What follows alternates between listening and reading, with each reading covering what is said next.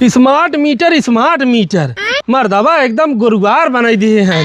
हाँ, जेकरे घरे जाते हुए दूर दूर भगाई देता। ये कंपनी वाले जिये नहीं देते हैं और गांव वाले लगवावत नहीं हैं।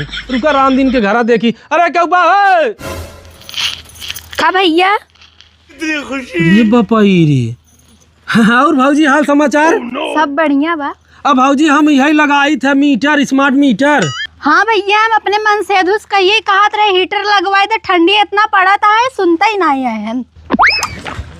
अरे भाजी हीटर थर्मामीटर नहीं, स्मार्ट मीटर बिजली विभाग से। Smart meter? हाँ बोला अपने मन से तू क्या? ठीक बा, बोला बताइए। क्या करूं मैं इसका? हाँ भैया जयराम। जयराम। अरे हम कहा था हम मेट्रो कंपनी से हई हाई स्मार्ट मीटर लगावत है घरे घरे। ठीक है मोर भाई, हाथ जोड़त है स्मार्ट मीटर हमरे न लागे। कहाँ है भैया? अरे राजू देखा था एक जने कितना इतना बिल आवत बाटे, बिया जाता है सब बेचारे दौड़त दौड़त। अरे का भाजी हम बतलाता है ना। हाँ ठीक है यार। हाँ तो यार बतला। हाँ हम ही कहते रहे भैया ऐसे कोनो नुकसानी ना आए न, बढ़िया आए अगर तू लगवाए है अभी तक। हम पुरानका मीटर अपन लगवाए है। पुरानका सुना स्मार्ट मीटर लगवाओ, दुनिया स्मार्ट हो जाता। अबे तू कहाँ पछरा है यार? अरे इतना स्मार्ट ना हो के बाद घरे खेती बाड़ी बेची।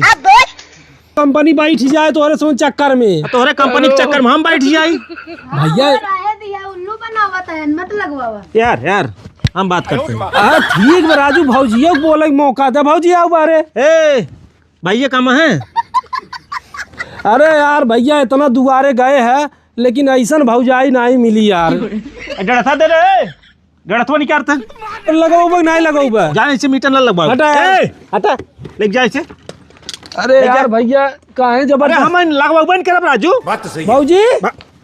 यार हरी भौजी के भागे से भाग जा भाग जल्दी भाग जैसे।